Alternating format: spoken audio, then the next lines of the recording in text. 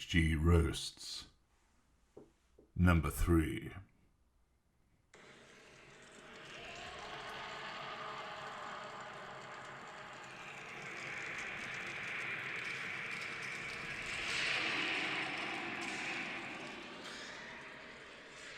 Hello, and a very warm welcome to HG Roasts. You join me in the bowels of Tudor Towers, a place where angels do not fear to tread. They ring in sick and look for a new position. Here, beneath the shining spires of my seat of power, carved into the granite foundations, are the desolate dungeons of despair. You can hear, can't you, the anguished groans, the tortured moans, and the pathetic pleas for release from its denizens. Listen to them.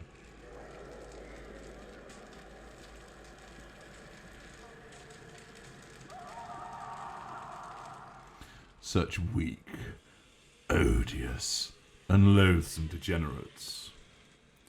Now, who shall be brought forth for their long, long overdue roasting? How about you, Blondie, with your defunct health technology company? You've been a very naughty girl. You gave them such high hopes, only for the science to dash them. Shall I drag you out by your tresses and let you experience the vehemence of my scorching words to ensure your calefaction? No, you need to make friends with the roaches yet. Ah, how about you, Mr. Young and Dandy Prime Minister? Proud of that wasted election, are you? Not that you'd ordinarily give a rat's ass, as you parade as being down with the kids. But here, you are stripped of your shrouding protections, so the reality is all too stark and horrifying as the abyss finally consumes you.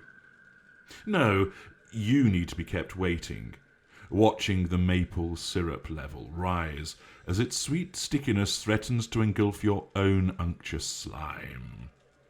Who do we have here?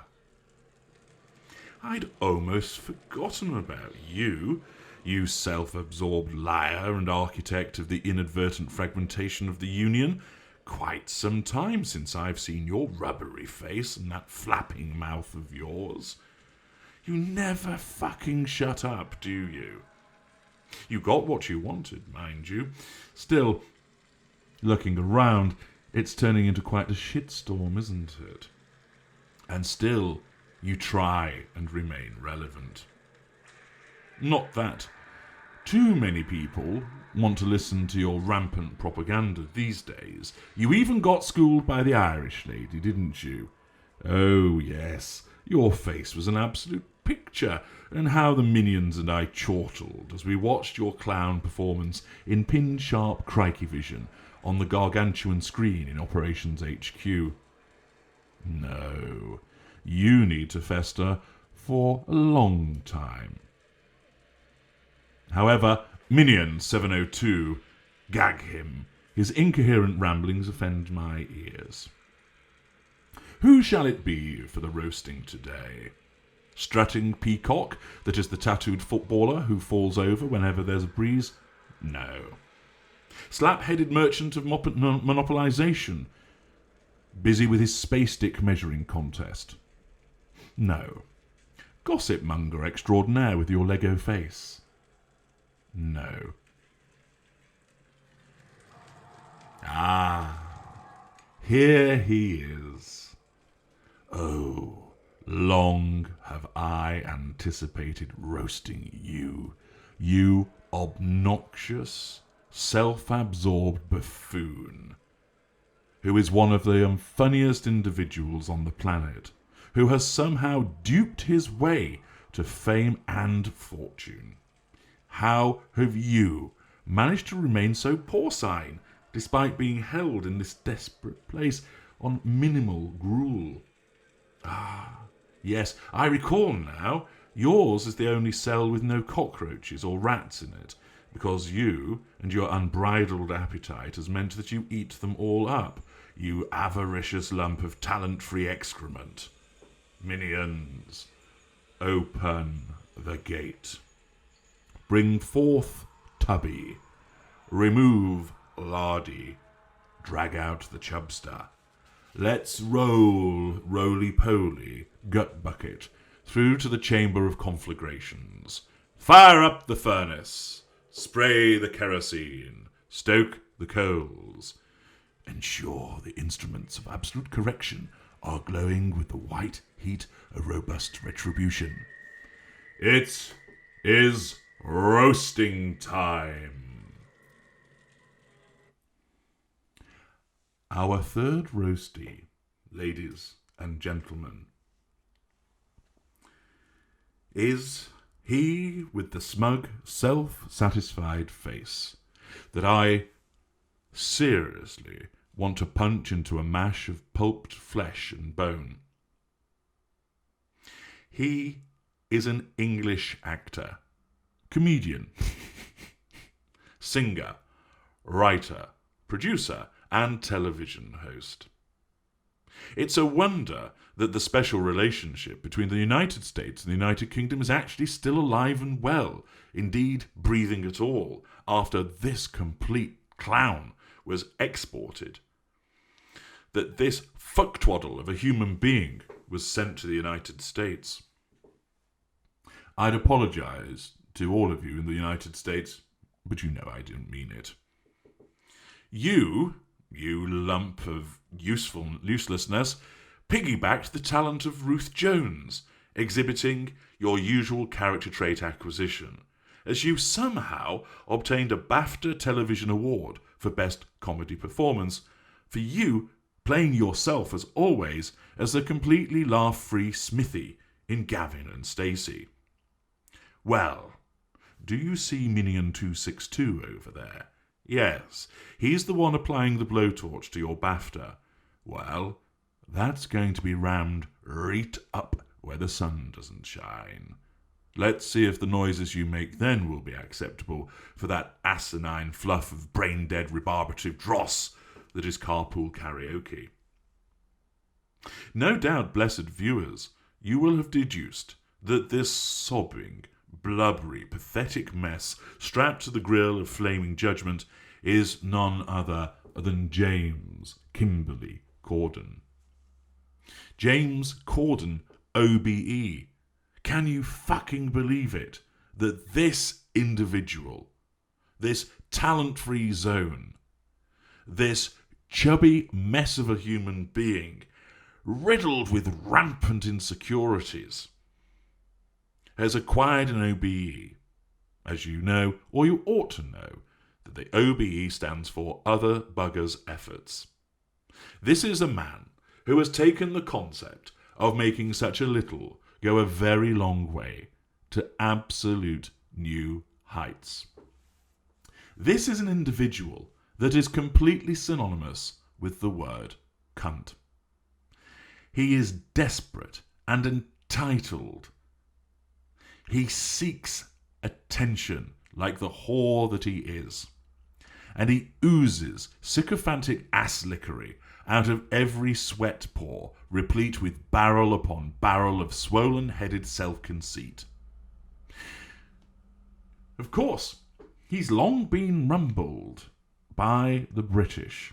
We could smell his bullshit from way out in space, and he's therefore gone down the well-worn path of attempting to use his Britishness in the good old United States.